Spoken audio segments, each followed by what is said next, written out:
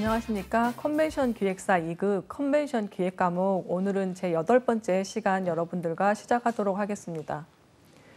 오늘의 주제는 회의 참가자 마케팅 첫 번째 시간인데요. 오늘은 회의 참가를 하는 참가자들을 대상으로 할 수 있는 마케팅이 무엇이 있는지, 그리고 마케팅 계획은 어떻게 수립을 해야 되는지, 그리고 참가자를 분석하기 위한 시장 세분화는 어떻게 되는지까지 여러분들과 함께 공부해보는 시간을 가져보도록 하겠습니다. 우선 회의 참가자와 관련해서 우리가 마케팅 계획을 수립할 때 여기에 보이는 것처럼 8가지 정도의 절차를 거쳐서 우리가 마케팅 계획을 수립하고 실행하게 되는데요. 첫 번째가 마케팅 상황 분석부터 시작해서 시장 세분화하고, 세분화된 시장을 기준으로 표적 시장을 선정을 하고, 그래서 마케팅 목표를 설정하고 마케팅 믹스를 설정하면서 실행 프로그램을 수집하고 마케팅 계획을 실행하고, 거기에 대한 계획 점검과 통제에 이르기까지 8단계의 어떤 절차를 거쳐서 우리가 마케팅 계획을 수립하게 되는데요. 마케팅 첫 번째 단계인 마케팅 상황 분석 같은 경우에는 제가 경영 환경 분석에서 여러분들한테 강의를 했던 것처럼 현재의 어떤 역량을 파악하고 그거에서부터 새로운 기회나 위험 요인들을 파악을 하는 것이겠죠. 그래서 외부 환경이나 내부 환경에 대한 것들을 조사하고 파악을 하고, 기업의 어떤 기회나 위협이 될 요인들, 그리고 강점과 약점들을 파악하는 단계가 되겠죠. 그래서 그러한 것들을 파악하고 나면 그러한 자료들을 근거로 시장을 세분화하게 되죠. 그래서 시장과 고객을 일정한 기준으로 구분해서 분석하는 단계를 거치게 됩니다. 이렇게 해서 시장을 세분화하게 되면 그 세분된 시장의 어떤 매력도를 평가해가지고 가장 적합한 시장을 중심으로 우리가 마케팅 어떤 대상을 선정하고 마케팅의 활동을 펼치게 되는 거죠. 그런 것들을 우리가 표적시장 선정이라고 얘기를 하고요. 그런 표적시장 선정이 되고 나면 마케팅 목표를 설정하면서 상황 분석이라든가 표적시장 선정을 바탕으로 해서 목표를 도출하게 되고요. 이러한 과정에서 우리가 참가자들한테 어떠한 위치에 포지셔닝 할 것인가 하는 포지셔닝 단계까지도 거쳐가게 됩니다. 그래서 뒤에서 설명이 나오겠지만 시장 세분화와 표적시장 선정과 포지셔닝까지 우리는 STP 전략이라고 하는데요. 이러한 STP 전략이라는 것이 마케팅 목표를 설정하는 데 있어서 굉장히 기초가 되는 그러한 단계라고 할 수가 있습니다. 그리고 5번째 단계는 그런 목표가 설정되고 나면 마케팅 믹스를 설정하게 되는데요. 그러니까 마케팅 전략을 수행하기 위해서 동원할 수 있는 그러한 수단을 모두 조합하는 과정을 얘기합니다. 그렇게 해서 가격이라든지 상품은 어떤 것들을 할 것이고 유통은 어떻게 할 것인지 하는 것들을 결정하게 되는 것이겠죠. 그렇게 하고 나면 그런 마케팅 믹스의 요소별로 실행을 위한 실천 프로그램들을 작성을 하고, 그러한 것들이 완료되고 나면 조직 내 외부의 어떤 유형 자원이나 무형 자원, 그리고 인적 자원들을 동원해서 마케팅 활동을 실행하게 됩니다. 그러면 실행하고 나면 당연히 그 내용에 대해서 평가를 해야 되고, 모니터링 시스템을 구축함으로 인해서 거기에 대한 피드백을 받아봐야 되겠죠. 그리고 그 피드백을 통해서 다시 상황 분석부터 시작해서 시장 세분화하고 다시 이러한 것들이 순환되는 절차를 거치게 된다고 할 수 있습니다. 우리가 참가자를 대상으로 하는 마케팅 절차에 대해서 봤었는데요. 이러한 마케팅 계획을 수립하는 이유 중에 하나는 이런 마케팅 계획을 수립해 놓으면 컨벤션을 유치하고 개최하는 과정에서 발생할 수 있는 제반 사항에 대한 어떤 접근이 가능하다는 장점이 있고요. 그다음에 자산의 어떤 내가 가지고 있는 자산을 얼만큼 잘 활용할 수 있느냐, 그리고 마케팅과 그런 판매 촉진을 하는 그러한 결과를 평가할 수 있는 그러한 그 근거가 되는 역할을 할 수 있다는 거죠. 마케팅 계획이라는 것이. 또한 현재와 미래에 활용할 수 있는 그러한 정보를 자료를 제공할 수 있다는 측면과, 그다음에 어떤 특정 마켓 세분화된 그 특정 시장의 시장 점유율이라든가 그다음에 새로운 비즈니스 기회들을 발견할 수 있다는 측면에서 이런 마케팅 계획을 수립하는 것이 필요하다라고 할 수가 있겠죠. 또 한 가지는 이런 마케팅 계획을 수립을 하게 된다면 컨벤션 운영 조직의 의사소통 역할을 할 수 있다는 것이 마케팅 계획 수립을 통한 기대 효과라고 할 수 있는데요. 마케팅 계획을 수립함으로 인해서 어느 누가 오더라도 어느 단계에서 어떠한 활동들을 하는 것인지에 대해서 알 수 있는 것이고, 또 하나는 그러한 마케팅 계획을 수립함으로 인해서 어떠한 통제 수단, 그러니까 해도 될 거, 그다음에 하지 말아야 할 거, 이러한 것들에 대한 통제 수단으로서의 역할을 한다는 것입니다. 또 하나는 목표 달성을 위한 그러한 인적, 물적 자원의 효율적인 배분을 할 수 있다는 것이 우리가 마케팅 계획 수립을 해야 되는 어떤 필요성과 함께 우리가 그것들을 통해서 기대할 수 있는 효과들이라고 할 수가 있겠죠. 근데 이런 마케팅 계획 수립이라는 것은 마케팅 회의를 개최하는 회의 개최 목표에 따라서 우리는 마케팅 계획을 수립하게 되는 것이겠죠. 일반적으로 우리가 회의 개최의 어떤 목표라고 얘기를 한다면 회의에 대한 어떤 전체적인 관점도 있을 것이고 회의에 대한 어떤 참가자의 관점도 있을 것이기 때문에 회의 개최의 목표가 무엇인가에 따라서 이러한 마케팅 계획에 대한 목표라든지 마케팅 계획도 그 회의 개최에 맞게 수립이 되어야 된다는 것이겠죠. 일반적으로 어떤 회의 전체적인 관점에서 본다면 회의에 대해서 참가자들뿐만이 아니라 일반 국민의 어떤 인지율을 증가시키려고 회의를 개최하는 경우들이 많겠죠. 그래서 그러한 인지도 증가라든지 아니면 회의 성격에 대한 어떤 이미지를 형성한다든지 이러한 것들을 목표로 포지셔닝 한다든지 그러한 이미지 포지셔닝이라든가 회의 시장에서 점하고자 하는 위치를 설정하는 시장에서의 위치, 이러한 것들이 회의 전체적인 관점에서 볼 때 회의를 개최하는 목표가 될 수 있다는 것이겠죠. 그렇다면 인지도를 증가시키기 위해서는 또는 이미지를 포지셔닝하기 위해서는 시장에서 내가 어떤 위치를 점하기 위해서는 어떠한 마케팅 계획을 수립해야 하느냐 하는 것들을 고려할 수 있다는 것입니다. 그러면 이미지 포지셔닝이 목표라면 마케팅을 통해서 이러한 회의가 이미지를 포지셔닝할 수 있는 그러한 계획들을 수립해야 된다는 것이겠죠. 참가자의 관점에서 본다면 참가자 수, 그러니까 회의 어떤 참가자 수를 극대화하고 싶어요. 또는 특정 집단의 구성원들 중에서 회의에 참가하는 비율을 좀 극대화시키고 싶어요. 또는 이전에 했던 회의에 비해서 회의 참가자들이 좀 많이 늘어났으면 좋겠어요. 라는 것들이 회의 개최의 목표일 수도 있다는 것입니다.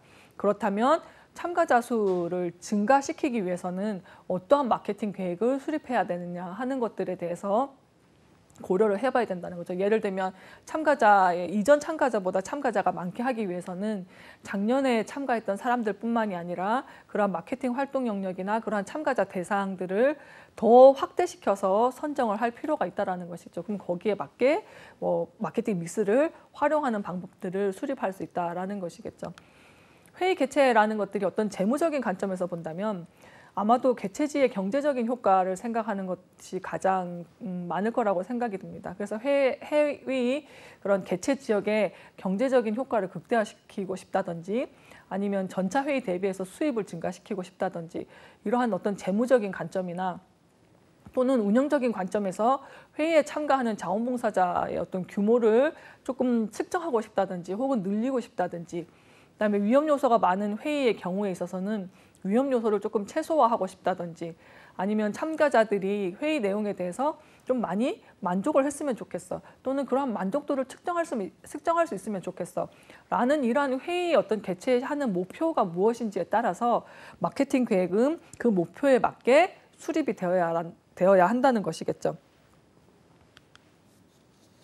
그래서 이러한 마케팅 계획을 수립할 때에는 앞에서 회의 개최 목표에 따라서도 하겠지만 마케팅 계획의 어떤 수립하고 그 계획을 실천하는 것이 이후에 그러한 그 성과를 평가할 수 있는 근거가 될 수 있는 것들이기 때문에 마케팅 계획을 수립할 때에는 마찬가지로 목표를 설정할 때와 마찬가지로 스마트라는 원칙에 기반을 해서 마케팅 계획을 수립해야 된다는 것입니다.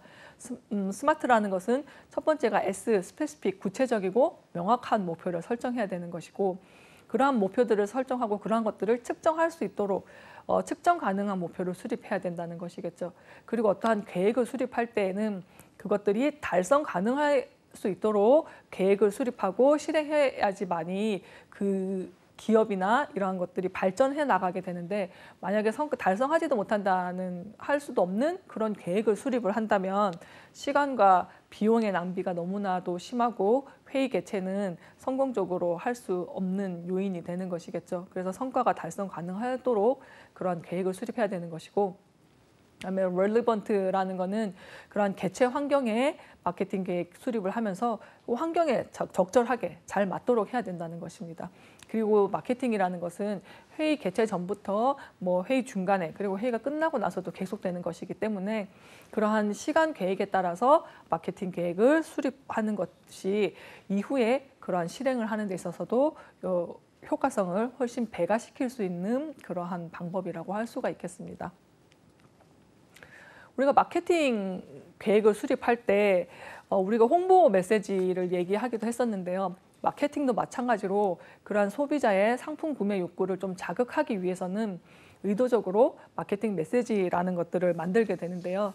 이러한 마케팅 메시지를 만들 때에는 뭐 여러 가지 어떤 메시지의 구성 요소들을 저희가 이전 강의에서 공부를 했지만 마찬가지 그런 것들을 기반으로 어떤 상품을 문제 해결책으로 묘사한다거나 상품의 단점 중에서 장점을 부각시킨다던가 경쟁업체의 강점 안에서 약점을 공략할 수 있도록 메시지들을 만드는 것이 필요하다는 것입니다. 예를 들면 이 상품을 통해서 소비자가 해결하지 못했던 그러한 문제들을 이 상품을 통해서 해결할 수 있습니다 라고 묘사하든지 아니면 여러 가지 단점들 중이 있는데 그러한 단점들을 조금 약화시키고 거기에서 굉장히 우리가 다른 경쟁업체랑 좀 차별화할 수 있는 요소라든지 우리만이 가지고 있는 장점들을 좀 부각시킬 수 있는 메시지를 만들어야 된다는 것입니다. 그리고 경쟁업체라는 것들이 항상 존재하기 때문에 또는 경쟁회의라는 것에서 그럼 그 경쟁업체나 경쟁회의가 가지고 있는 강점이 있겠지만 그 중에서도 우리보다 조금 못한 약점이라든지 강점 중에서도 조금 약한 것 그런 것들을 좀 공략을 해서 메시지를 만든다면 지금 우리의 회의를 조금 더 차별화시켜서 어필할 수 있는 그러한 방법이라고 할 수가 있겠습니다. 마케팅 전략을 세우는 부분에 대해서 여러분들한테 말씀을 드리자면 앞에서 마케팅 계획을 수립할 때에는 회의 개최 어떤 목표에 맞춰서 수립을 해야 된다고 했는데요. 마케팅 전략 또한 그런 목표에 따라서 전략을 수립해야 된다는 것이겠죠. 앞에서 뭐 회의 어떤 전체적인 관점을 생각한다면 인지도를 증가시킨다든가 이미지를 포지션시킨다든가 어떤 시장에서 위치를 점하게 한다던가 하는 것들이 하나의 목표가 될 수 있다고 했는데 만약에 인지도를 증가시킨다던가 뭐 이러한 것들이 목표라고 한다면 우리가 BTL 마케팅 수단이라고 얘기들을 많이 하는데요. 이러한 BTL 마케팅 수단을 활용하는 것이 훨씬 더 효과적일 수 있다는 것입니다. 우리가 마케팅의 방법이라고 한다면 보통 ATL과 BTL을 많이 얘기를 하는데요. ATL은 above the line의 약자라고 할 수가 있고요. BTL은 below the line의 약자라고 할 수 있는데요. ATL은 우리가 일반적으로 알고 있는 그러한 그 미디어 매체들을 얘기를 합니다. 텔레비전이나 라디오나 신문이나 잡지. 우리가 전통적으로 사용해왔던 그러한 그 촉진 수단들을 얘기하는 것이고요. 빌로우 더 라인은 이러한 그 전통적인 촉진 수단 외에 우리가 많이 볼 수 있는 어떤 이벤트라든가 게릴라 이벤트 같은 것들도 많이 보죠. 그리고 스폰서라든가 PPL 같은 거 우리가 텔레비전 보면서 뭐 드라마 같은 거 보면 PPL 같은 거 많이 나오죠. 뭐 그런 거라든가 팝업 디스플레이라든가 이런 전통적인 수단 외에 다른 수단들을 활용해서 마케팅 활동을 펼치는 건데요. 회의에 있어서는 이러한 ATL보다는 BTL 수단이 훨씬 더 효과적이라는 겁니다. 왜냐하면 TV나 라디오나 신문 같은 경우에는 일반 대중들을 대상으로 하고 있어요. 그래서 불특정 다수를 대상으로 이렇게 송출이 되는 경우들이 많단 말이죠. 그런데 회의 같은 경우에는 물론 뭐 회의의 성격에 따라서 불특정 다수의 많은 사람들이 참여하는 경우들도 있겠지만 대부분의 회의 같은 경우에는 어떠한 그 참여할 수 있는 그 특정 그룹들이 있다라는 것이죠. 그런 측면에서 본다면 조금 더 1대1로 맞춤 그 설명을 한다거나 어떤 맞춤 전략을 활용할 수 있는 그런 BTL의 마케팅 수단을 활용하는 것이 훨씬 더 효과적이고요. 그럼에도 불구하고 BTL 어떤 마케팅 수단만 사용하는 것이 아니라 뭐 이벤트면 이벤트 하나만 사용하는 것이 아니라 BTL과 ATL을 같이 혼합해서 우리가 활용을 한다든지 또는 BTL의 어떤 수단들 중에서 뭐 이벤트와 스폰서를 같이 한다든지 이렇게 IMC 전략이라는 것들을 적절히 활용하라는 겁니다. 한 가지 IMC 전략이라고 하는 것은 우리가 흔히 통합 마케팅 커뮤니케이션이라고 하는데요.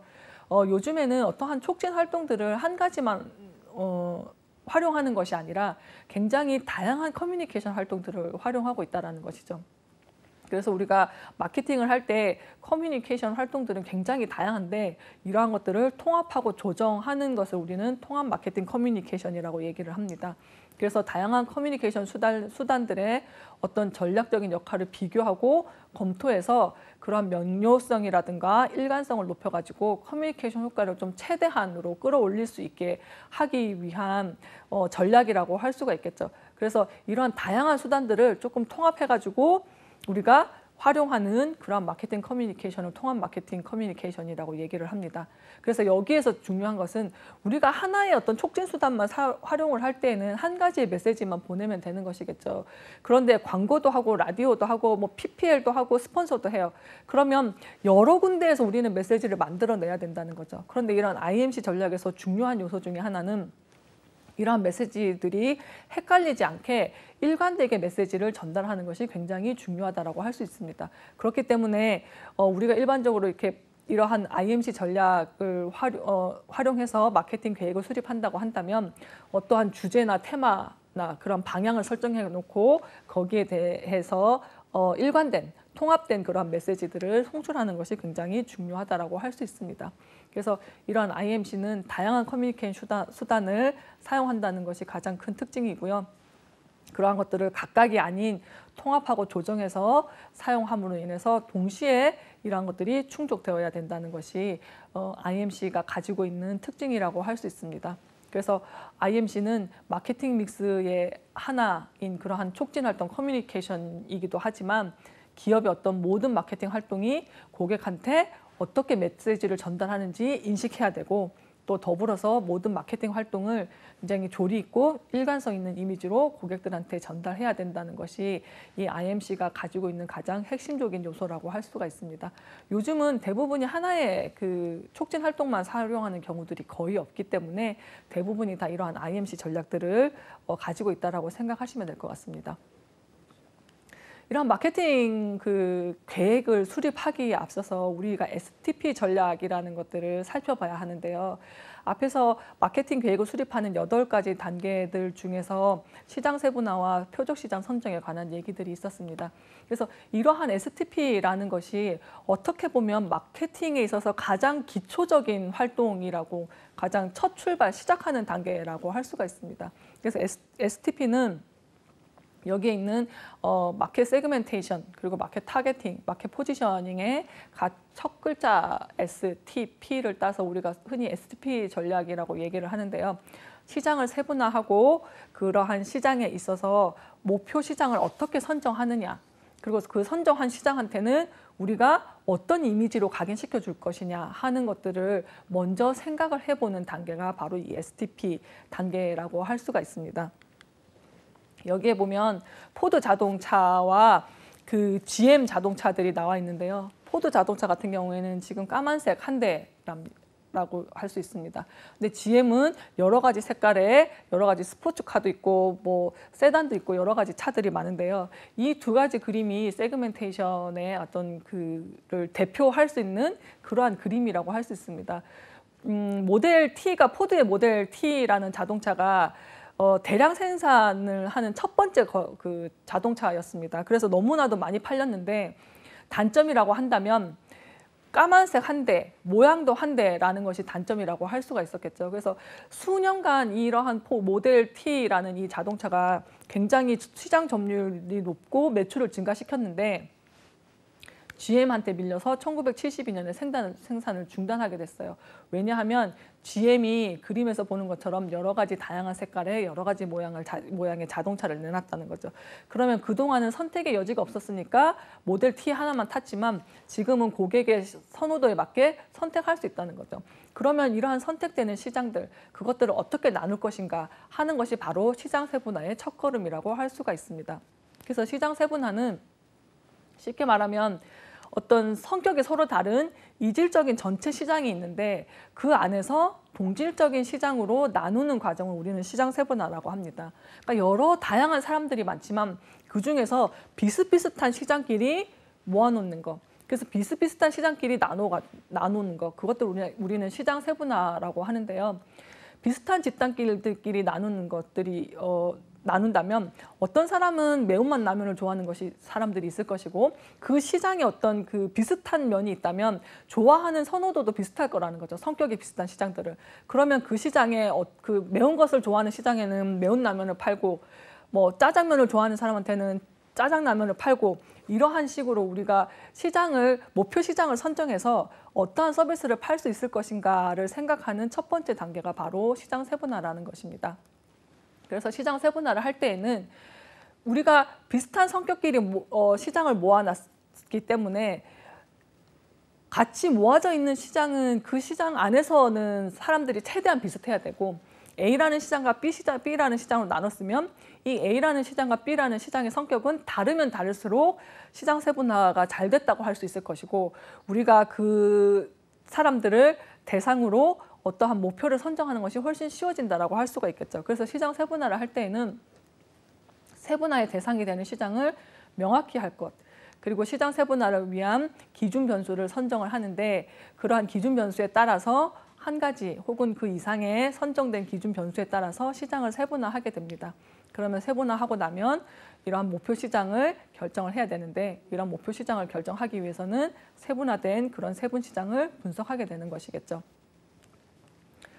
시장 세분화를 할 때 그러한 첫 번째 과정 중에는 세분화의 기준이 될 수 있는 데이터베이스를 취합하는 것이라고 했습니다. 그래서 전차 대회 어떤 참가자들에 대한 데이터베이스를 주최자로부터 이렇게 받는다거나 세계본부의 어떤 회원국이나 회원 명단 같은 것들을 확보해서 데이터베이스를 취합을 하고요. 그러면 그러한 취합한 정보들을 가지고 우리는 시장을 나눠야 되는데 시장을 나눌 때 내 마음대로 나누는 것이 아니라 시장을 세분화할 수 있는 그런 기준 변수들을 우리가 적용할 수가 있습니다. 일반적으로 지리적 변수와 인구 통계적 변수, 심리 행동적 변수, 인지 및 행동적 변수로 나눠질 수가 있는데요. 지리적 변수 같은 경우나 인구 통계적 변수 같은 경우에는 성별이라든가 연령이라든가 소득, 혼인 상태, 직업, 생활 주기, 주거 형태에 따라서 시장을 세분화하는 경우를 예로 들 수가 있습니다. 예를 들자면 연령에 따라서 또는 성별에 따라서 아니면 교육 수준에 따라서 아니면 직업에 따라서 우리가 시장을 세분화하는 것인데요. 여기 그림에 있는 것처럼 요즘은 1인 소비가 많아지고 있다라는 것이겠죠. 그러면 20대 같은 경우에는 1인 가구가 많을 것이고 40, 50대 같은 경우에는 예를 들면 그 가족 또는 자녀가 있는 가족 또는 부부 이러한 가족들로 구성이 되어 있을 거라는 거죠. 그러면 1인 시장을 내가 타겟으로 한다면 요즘 많이 하고 있는 자기계발이라든가 1인 여행이라든가 1인 가구를 위한 어떤 맞춤 그 제품을 내놓는다든가 그러한 상품 개발도 이러한 시장 세분화에 따라서 할 수가 있다라는 것이겠죠.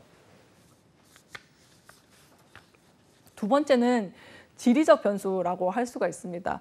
지리적 변수는 지역이라든가 도시 규모라든가 그다음에 인구 밀도에 따라서 시장을 세분화할 수 있는 것인데요. 예를 들면 지역에 따라서 추운 지역에 사는 사람들과 또는 더운 지역에 사는 사람들은 서로 선호하는 상품이나 서비스들이 다를 수밖에 없는 것이겠죠. 그리고 인구 밀도가 높은 지역과 인구 밀도가 낮은 지역의 사람들은 또 선호하는 것이 달라지게 되는 것입니다. 그 도시 규모 같은 경우에도 대도시와 소도시와 또는 지방과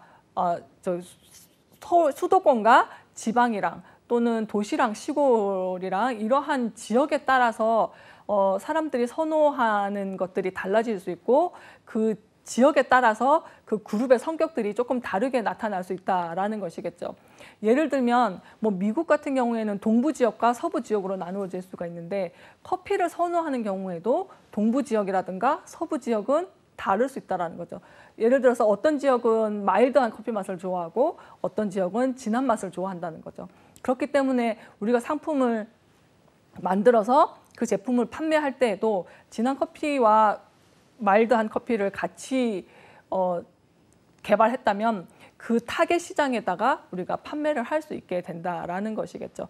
그러한 식으로 지리적 변수에 따라서 시장을 세분화할 수가 있는 것이고요. 세 번째는 사이코그래픽 변수라고 우리가 흔히 얘기들을 하고 있는데요.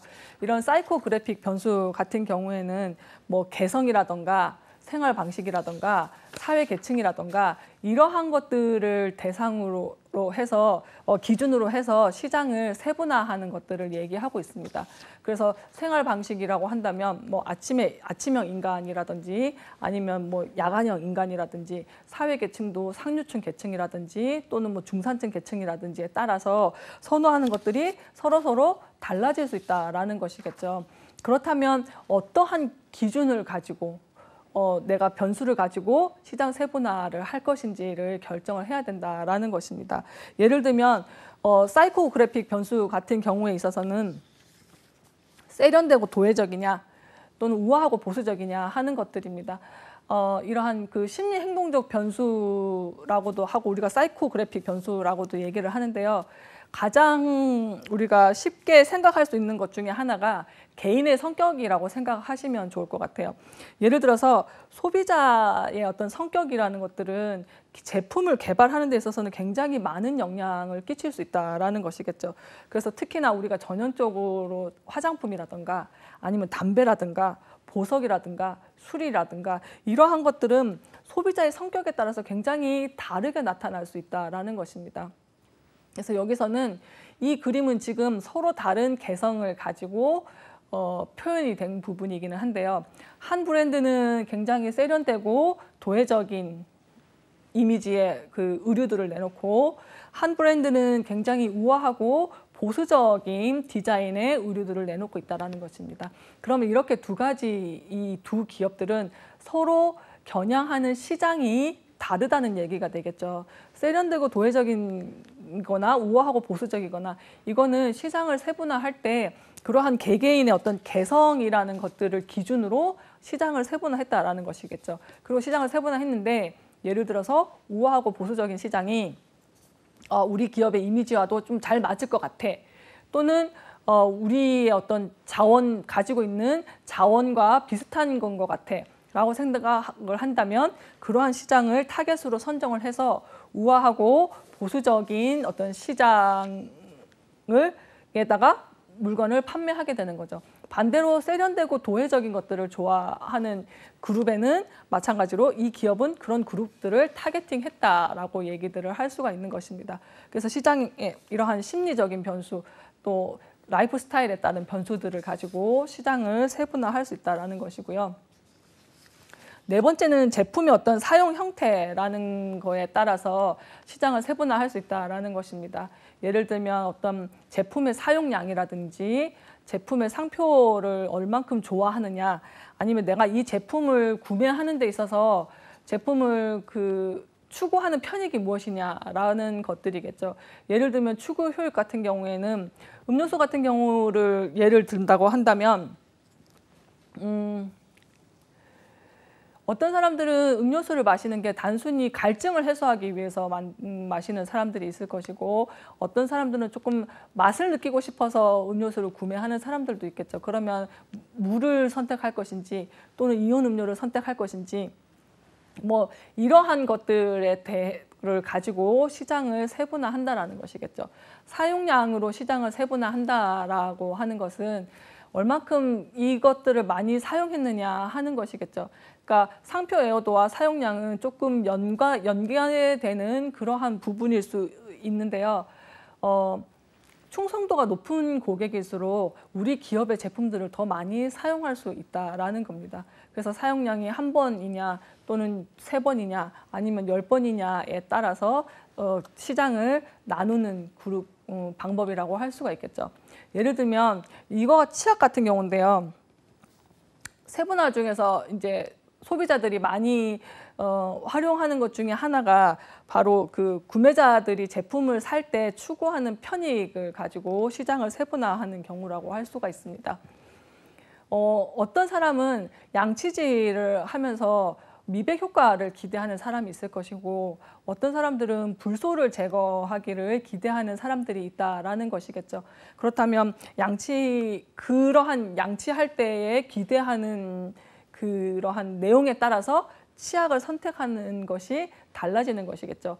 여기서는 똑같이 뭐 페리오 치약이든 46cm든 예를 들면 뭐 저기 플럼프 뭐 여러 가지 치약들이 있는데 그 치약 중에서 내가 불소를 제거하는 기능이 있는 치약을 사람들이 고르게 된다라는 것이겠죠.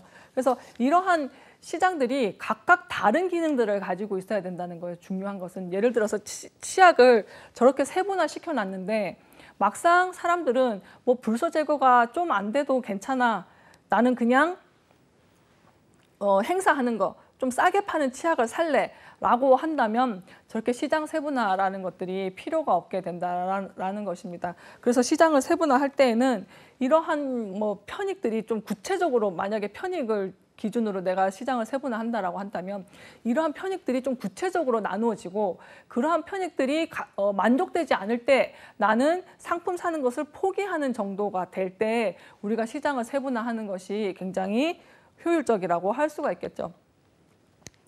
이거는 핵심적 충성 고객, 뭐 유연한 충성 고객, 이동적 충성 고객, 아니면 전환적 충성 고객이라고 얘기를 하고 있는데요. 이거는 그 상표 애호도에 따라서 시장을 세분화해 놓은 것이기도 합니다. 핵심적인 충성 고객 같은 경우에는 말 그대로 얼만큼 내 기업에 충성하느냐 하는 것이겠죠. 그러면 핵심적인 충성 고객은 우리 기업에 많은 애호도를 가지고 있는 기업으로서 나는 그 브랜드 아니면 다른 것은 필요 없어 라고 하는 고객들을 우리는 핵심적 충성 고객이라고 합니다. 유연한 충성 고객은 나는 A라는 기업의 제품이 너무나도 좋고 A라는 기업에 내가 그 충성하고 상표 애호도를 가지고 있지만 만약에 B라는 기업에서 내가 원하는 제품을 만든다면 나는 뭐 B라는 제품을 살 수도 있어 라는 고객이겠죠. 그리고 이동적인 충성 고객은 우리가 그 통신사를 생각하면 굉장히 빨리 좀 빨리 이해를 할 수가 있을 것 같은데요. 통신사 같은 경우에 우리가 뭐 대부분 2년 정도 선택 약정을 해서 2년 정도가 지나면 핸드폰을 교체하는 사람들이 굉장히 많죠. 그런데 어떤 사람은 뭐 통신사를 하나의 통신사만 꾸준히 10년 이상 사용하는 사람들이 있고 어떤 사람들은 통신사를 바꾸면 핸드폰에 대한 어떤 혜택이나 가격이 낮아지는 경우가 있으니까 그런 경우에는 통신사를 옮기는 경우들도 발생을 한다는 거죠. 그러면 핸드폰 가격이 비싸고 싸고에 상관없이 나는 무조건 A라는 통신사 것만 쓸 거야 하는 고객들을 우리는 핵심적 충성 고객이라고 하고요. 이동적 충성 고객이나 전환적 충성 고객이라는 것은 뭐 통신사 그 핸드폰 가격에 따라서 통신사를 왔다 갔다 하는 고객들을 우리는 이동적 충성 고객이라고 생각하시면 될 것 같습니다. 그럼 기업의 입장에서는 과연 핵심적 충성 고객한테 집중을 할 것이냐 아니면 이동적인 충성 고객이나 전환적인 충성 고객한테 집중을 할 것이냐 하는 문제들을 또 고려를 해봐야 되는 것이겠죠. 대부분 상표 충성도를 가지고 우리가 세분화를 할 때에는 핵심적인 충성 고객한테 집중하는 경우들이 많이 발생을 하겠죠. 왜냐하면 마케팅의 법칙 중에 2대8이라는 법칙이 있는데요.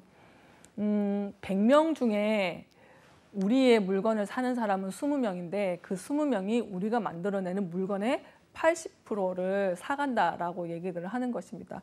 그러면 기업의 입장에서는 당연히 80명의 고객을 관리하는 것보다 우리 거를 뭐 사줄 때도 있고 사지도 않을 때도 있는 80명의 고객을 관리하는 것보다 우리 거를 사주는 20명의 고객을 관리하는 게 훨씬 비용적인 측면에서도 그렇고 시간적인 측면에서도 그렇고 그리고 그 사람들이 계속적으로 우리 거를 사줄 수 있게 하기 위해서는 그 20명을 관리하는 것이 훨씬 더 효과적이라는 것이겠죠.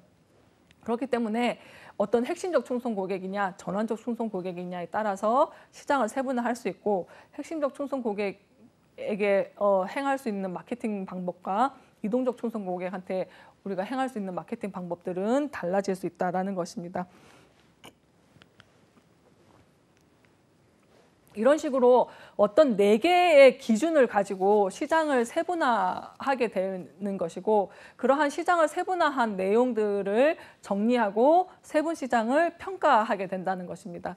그러면 세분시장을 확인하고 거기에 대한 프로필을 작성해서 그러한 결과들을 해석을 해야 된다는 것입니다. 그러면 이러한 시장을 세분화할 때에는 세분시장의 규모와 성장성이라든가, 그다음 세분시장의 수익성, 자사의 목표나 자원평가, 그리고 그러한 것들에 대한 것들을 평가한다는 거죠. 그러면 규모가 과연 세분된 시장에 있어서 규모가 과연 적정한가 하는 것들을 선택을 해야 된다는 것이겠죠. 그러면 그 규모가 적정하다면 그 다음에는 이러한 규모가 우리가 제품을 판매할 때 충분히 수익을 낼 수 있느냐 그렇지 않느냐 하는 세분시장의 수익 정도 평가를 해봐야 될 것이고, 그리고 이 시장이 앞으로 이 제품을 팔면 시장이 커질 수 있는 시장인가 그렇지 않는 시장인가 하는 것들을 평가해 봐야 된다는 것이겠죠. 그리고 자사의 목표랑 자원을 평가해 보는 겁니다. 그렇다면 우리의 목표는 우리가 지금 선택한 이러한 세분화한 시장 중에 우리의 목표를 달성할 수 있는 시장이 있느냐 그렇지 않느냐, 그리고 우리가 지금 이러한 세분된 시장한테 판매를 하게 된다면 우리가 가지고 있는 자원은 얼만큼이냐 하는가 하는 것들을 파악을 해야 된다는 것입니다. 예를 들면 우리가 자원을 많이 가지고 있으면 여러 개의 세분 시장을 선택해서 여러 개의 상품을 만들어서 판매를 할 수가 있는 것이겠죠. 그런데 우리가 가지고 있는 자원이 얼마 없다면 여러 시장 성장성이 굉장히 큰 여러 시장이 있지만 그중에서 우리가 가장 수익을 많이 가지고 올 수 있고 가장 성장할 수 있는 시장 하나만을 골라야 된다는 것이겠죠. 그래서 세분화하는 것도 중요하지만 세분화하고 나서 세분 시장을 어떻게 평가하느냐 하는 것도 중요한 요소라고 할 수 있습니다.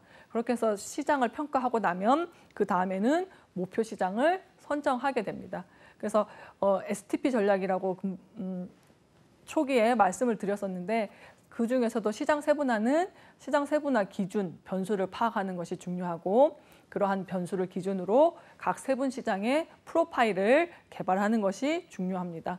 그리고 나면 각 세분 시장의 어떤 매력도를 분석하거나 그 매력도를 분석하고 나서 우리가 가지고 있는 자원에 맞는 시장을 선정하게 되는 거죠. 그걸 우리는 타겟팅이라고 얘기를 하고, 그러한 타겟팅을 하고 나면 그러한 각 세분 시장별로 가능한 포지셔닝에 대한 컨셉을 파악을 하고 각 세분 시장별로 마케팅 믹스를 개발하게 되는 것입니다. 그것을 우리는 포지셔닝이라고 얘기를 합니다.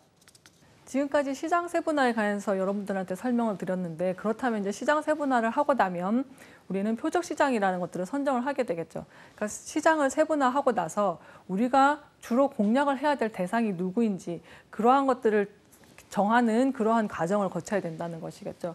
타겟팅이라는 것은 앞에서 말씀드렸다시피 세분 시장의 어떤 매력도라는 것들을 평가해서, 그러니까 수익성이라든가 성장률이라든가 또는 투자 수익률이라든가 파생 효과, 아니면 수입 원천별로 어떤 그런 요소들, 구성이나 구매 시기나 이러한 것들을 평가해서 그런 특정 시장을 주요 공략 시장으로 선정하는 것을 우리는 타겟팅, 표적 시장 선정이라고 얘기를 합니다.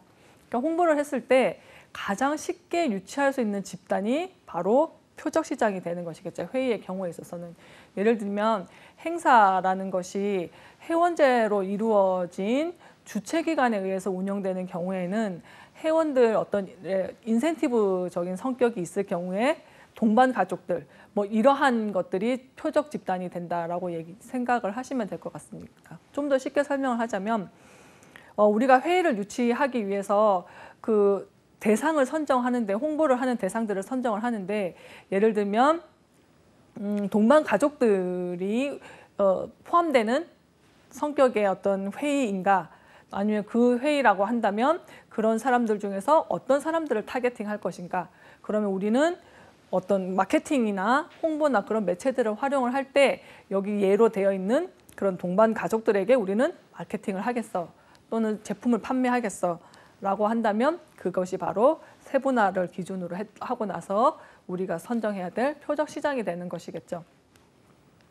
표적 시장을 선정할 때에는 우리가 3가지 정도, 뭐 조금 더 발전을 하자면 4가지 정도의 마케팅 전략들을 생각할 수가 있습니다. 그러니까 넓은 표적 시장에서부터 좁은 표적 시장으로 옮겨가는 과정인데요. 첫 번째가 비차별적 대량 마케팅이라는 것이고요. 두 번째가 차별적 마케팅, 세 번째가 집중 틈새 마케팅이라고 할 수가 있습니다. 넓은 표적 시장이라는 것은 말 그대로 우리가 그 제품을 판매하거나 또는 홍보를 하거나 하는 또는 회의에 유치해서 참가시키거나 하는 그러한 대상들이 굉장히 폭이 넓다라는 것이겠죠. 예를 들면 구분 없이 하는 것들이 가장 좋은 예가 될 것이고, 집중이나 틈새는 우리가 정한 딱 하나, 거기에만 할 거야 라는 것이 되겠죠. 조금 더 자세히 보자면 우리가 쓸 수 있는 전략 중에 비차별화 전략은 말 그대로 아무 대중 없이 하는 것들을 우리는 비차별화 전략이라고 할 수 있습니다. 좀 전에 앞에서 봤던 이러한 코카콜라 같은 경우들이 비차별적 그런 대량 마케팅의 주된 사례인데요. 코카콜라 같은 경우에는 남녀노소, 성별 이러한 것들에 관계없이 음료를 구매하는 탄산음료 시장에서 우위를 점하고 있는 것이겠죠. 예를 들면 그러한 사람들이 우리는 20대에는 어떤 콜라를 팔겠어, 30대에는 어떤 콜라야, 이게 아니라 코카콜라 단일 제품을 가지고 전 연령층 모든 고객들을 타겟으로 하고 있다는 것이겠죠. 그에 반해서 차별화 전략이라고 하는 것은 세분화된 모든 시장에 각각 알맞은 마케팅 믹스로 공략하는 전략입니다. 그래서 그렇게 차별화 전략을 사용을 한다면 세분 시장 내에서 굉장히 강력한 위치를 구축할 수 있다는 것이 차별화 전략의 가장 장점이라고 할 수가 있는데요. 이러한 차별화 전략은 만약에 세분된 시장의 특성들도 각각 다른 특성들의 세분 시장이 여기 지금 뭐 처음처럼이라는 소주를 해놨는데요. 3개의 시장으로 나눠져 있고 우리가 가지고 있는 자원들도 굉장히 많아요. 그래서 그 자원들을 3개의 시장에 각각 다 예산을 소요를 시켜서 제품을 판매하고 홍보 계획을 세우고 마케팅 활동을 펼칠 수 있을 만큼 우리가 인력이라든지 어떤 재무적인 데서 자원이 많다고 한다면 이러한 차별화 전략을 쓸 수 있는 것이죠. 차별화 전략의 가장 좋은 사례 중에 하나가 여기에 있는 그 자동차라고 할 수가 있는데요. 자동차 같은 경우에는 지금 뭐 예를 들면 베뉴라는 자동차에서부터 최근에 나온 제네시스 GV80까지 현대자동차 같은 경우는 굉장히 많은 자동차들을 가지고 있죠. 그런데 광고할 때도 보면 베뉴 같은 경우에는 젊은 이제 1인 가구 같은 경우 뭐 캠핑 가기 좋게 만들어 놓은 차라고 우리가 광고를 하고 있고, 그랜저 같은 경우에는 뭐 광고에서 보시다시피 성공적인 사람들이 타는 걸로 되어 있고, GV80 같은 경우 또 뭐 소나타 같은 경우에는 굉장히 조용한 것들을 자동차로 우선으로 하는 거죠. 그렇다면 여기에 있는 이 많은 각각의 자동차들은 그 표적 시장을 각각 달리하고 있다라는 것입니다. 베뉴 같은 경우에는 1인 가구 시장을 타겟으로 하고 있는 것이고, 그랜저 같은 경우에는 기업에서 또는 커리어 우먼이나 이러한 그 기업의 직장 종사자들 또는 승진을 앞두고 있는 뭐 그러한 승진을 갈망하는 그러한 사람들을 시장으로 하고 있다는 거죠. 그러면 이렇게 시장을 세분화했을 때 내가 가지고 있는 자원이 많기 때문에 나는 베뉴에도 투자를 하고 그랜저에도 투자를 하고 GV80에도 투자를 한다는 것이겠죠. 이러한 식으로 가지고 있는 자원이 많아서 각각의 세분 시장에 어떤 그런 전략을 펼치는데 시장 세분화를 했을 때 시장의 각각의 성격들은 너무나도 다르죠.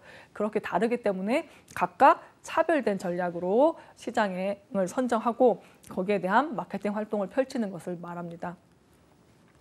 그런데 내가 만약에 가지고 있는 자원이 별로 없다면 집중화 전략이라는 것들을 우리가 선택할 수 있는데요. 집중화 전략이라고 우리가 얘기하기도 하고, 또는 조금 더 시장을 좁게 봤을 때 틈새 시장에 어떤 집중하는 전략을 사용하기도 합니다. 그래서 특정 세분 시장 마케팅에 집중하는 전략이고요.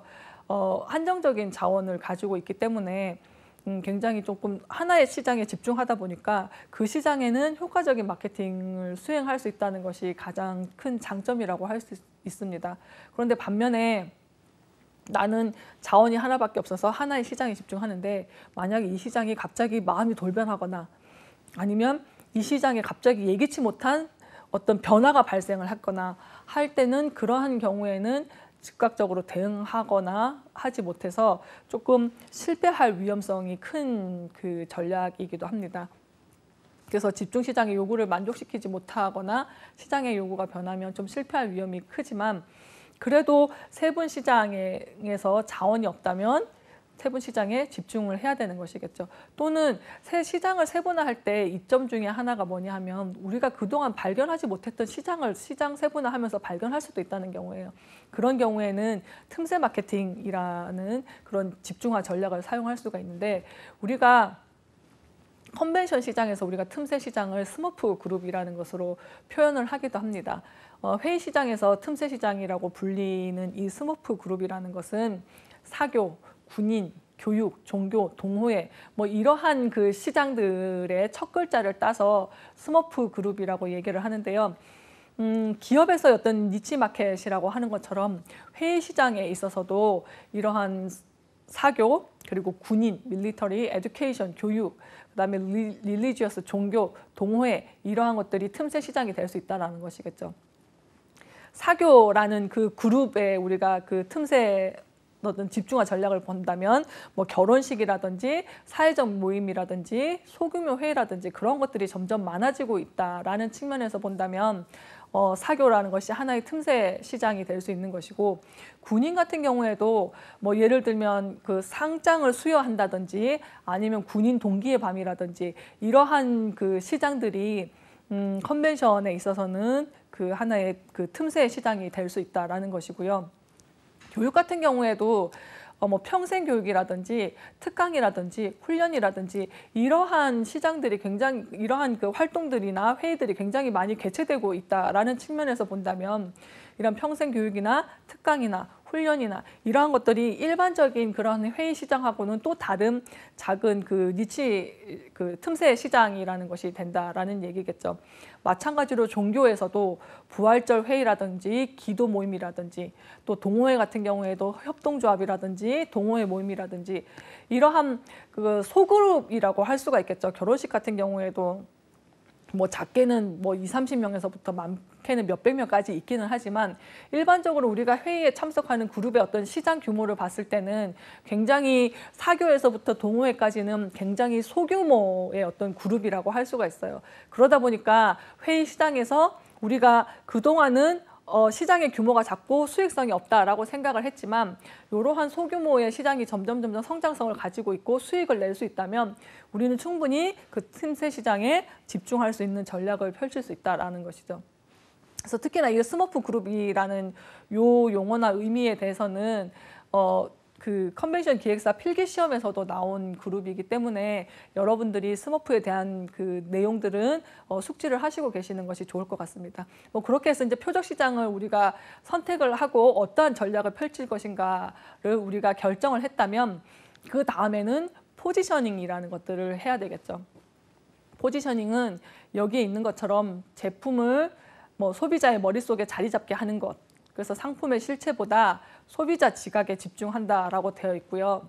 기업이 말하는 것보다 소비자가 기업에 대해 말하는 것 또는 경쟁 브랜드와 관련해서 자사의 이미지를 정립하는 것이라고 되어 있는데 한 단어로 포지셔닝이라는 것을 표현을 하자면 진실은 소비자의 마음속에 있다라는 것입니다.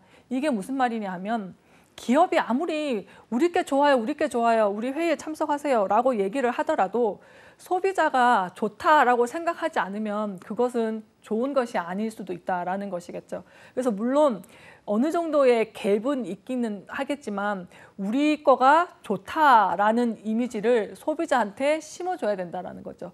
뭐 물론 좋다라는 것이 뭐 럭셔리하다, 뭐 또는 뭐 편리하다 여러 가지 그 시장에 따라서 제공할 수 있는 편익들이 달라지는 거기 때문에 어떠한 이미지를 정립할 것인가를 결정하는 것이 바로 포지셔닝이라고 여러분들한테 말씀드릴 수 있을 것 같아요.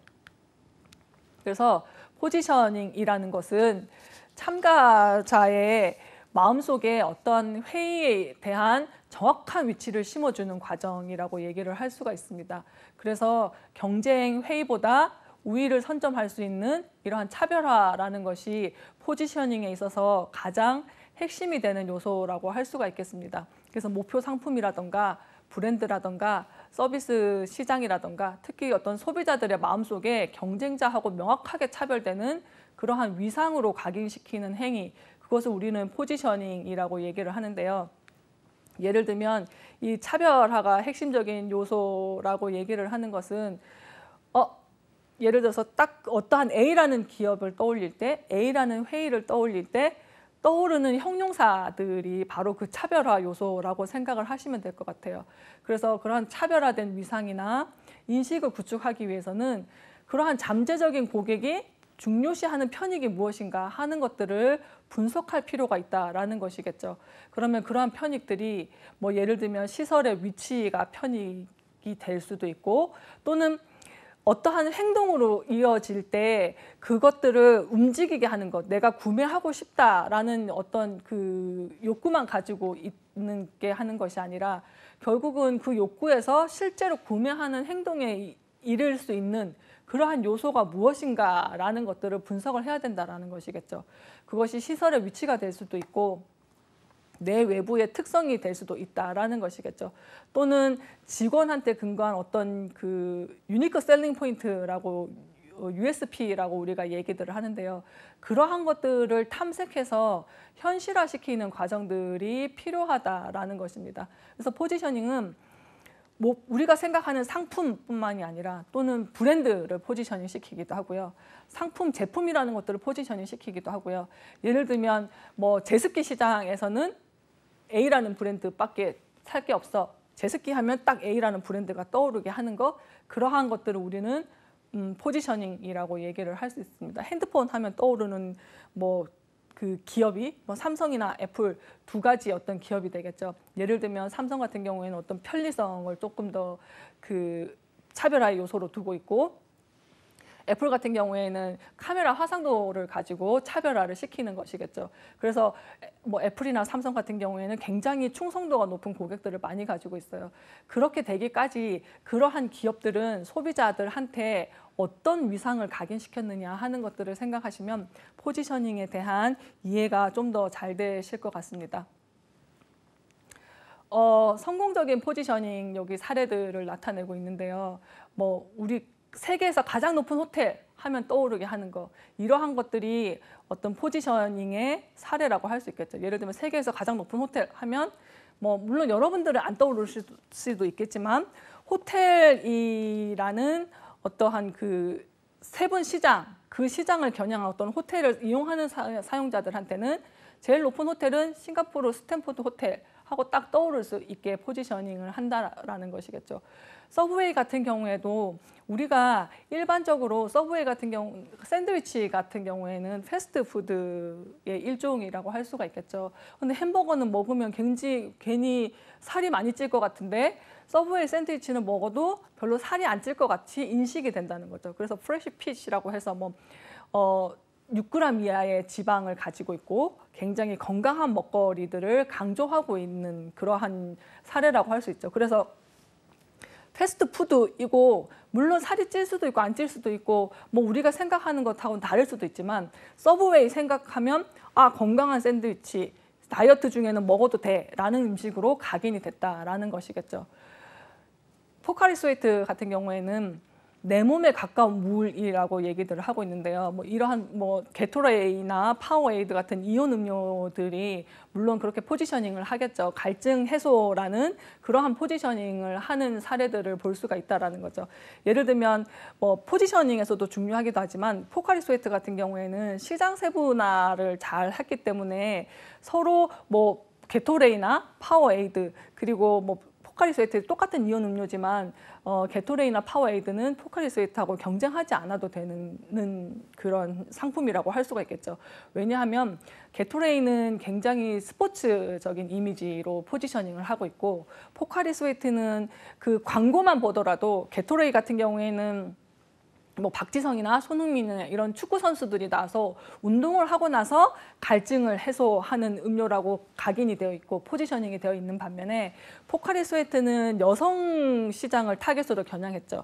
그래서 남성과 여성이라는 시장을 세분화해서 각각의 시장에다가 판매하는 상품이기도 하고 그렇다 보니까 포카리 스웨트는 포지셔닝도 광고 같은 거 할 때도 여성 그 모델들이 나와서 광고를 하게 되고 색깔도 파란색으로 굉장히 산뜻하게 그 광고를 하기도 합니다. 그런 입장에서 본다면 똑같은 갈증 해소라는 것이지만 포카리 스웨트는 여자가 갈증 해소할 때 먹는 음료야라고 하고 딱 떠오르게 그 포지셔닝을 했다라는 것이겠죠. 구름 위의 수영장, 200m 상공에서 150m 수영장을 누리세요라는 마리나 베이 샌즈라는 곳인데요. 여기도 마찬가지로 싱가포르에 있는 곳이기도 한데 수영장 요즘은 인피니티 수영장이라고 해서 그 옥상이나 아니면 또는 이렇게 떠 있는 곳에 수영장을 많이 마련해 놓고 요즘 그러한 사용들이 굉장히 많기는 한데요. 마리나 베이 샌즈에서 이러한 수영장을 처음 만들면서 구름 위의 수영장이라는 이 단어로 포지셔닝을 했다는 거죠. 그러니까 쉽게 말하면 어떠한 그 표적 시장을 선정하고 포지셔닝을 할 때에는 이러한 홍보에서부터 제가 강조했던 메시지라는 것이 굉장히 중요한 역할을 한다는 것입니다. 그래서 구름 위의 수영장이라고 해서 어딘가 내가 그러한 특별한 수영장을 경험하고 싶다면 마리나 베이 샌즈로 가야 돼라고 포지셔닝을 하는 것이죠. 이렇게 해서 시장 세분화와 타겟팅과 포지셔닝까지 어떤 그런 성공적인 사례까지 여러분들한테 살펴봤습니다. 이러한 것들을 기반으로 여러분들이 그 문제를 조금 풀어보자면 첫 번째 어떤 컨벤션 마케팅을 수립할 때 인구 통계학적 시장 세분화로 적합하지 않은 것은 이라고 했습니다. 뭐 단순히 연령, 성별, 가족, 소득수는 이런 식으로 그 보기 문항이 나오는 것이 아니고요. 이렇게 내용을 조금 파악해야 해야 하는 그러한 문장들로 그 문제가 출제되고 있다는 것입니다. 첫 번째, 청년층을 위해서 중저가의 컨벤션 프로그램을 설정한다. 여성 단체의 경우에 동반할 어린이 프로그램을 함께 계획한다. 참가자의 접근성을 고려해서 개최 지역이나 도시 규모에 따라서 계획한다. 장년층은 참가의 목적이 지식 추구와 사교, 친목에 관심을 가질 것으로 판단한다라고 되어 있습니다. 여기 언뜻 보면 청년, 여성단체, 참가자, 장년층 모두 인구 통계학적 변수라고 생각이 되지만 그것들을 계획하는 측면을 보면 3번은 개최 지역이랑 도시 규모에 따라서 계획한다라고 되어 있죠. 그래서 3번이 정답이 되겠습니다. 3번은 인구 통계학적 변수가 아니라 지리적 변수에 따라서 시장을 세분화한 경우라고 설명할 수가 있겠죠. 지금까지 회의 참가자를 대상으로 하는 마케팅에 대해서 수업을 했는데요. 이 회의 참가자에 대한 마케팅은 굉장히 다양해서 다음 시간에 마케팅 믹스라는 요소와 프로모션 믹스라는 요소를 가지고 이 회의 참가자 마케팅에 관한 수업을 다시 하도록 하겠습니다. 오늘 어떤 그 마케팅이라는 부분은 그 우리가 쉽게 접할 수 있는 광고라든가 쉬운 단어들이 많아서 굉장히 재미있게 접근할 수 있는 부분이라고 생각이 됩니다. 그래서 오늘 수업도 여러분들한테 충분히 도움이 되셨고 조금 더 재미있는 수업이었기를 바라면서 저는 다음 시간에 인사드리도록 하겠습니다. 감사합니다.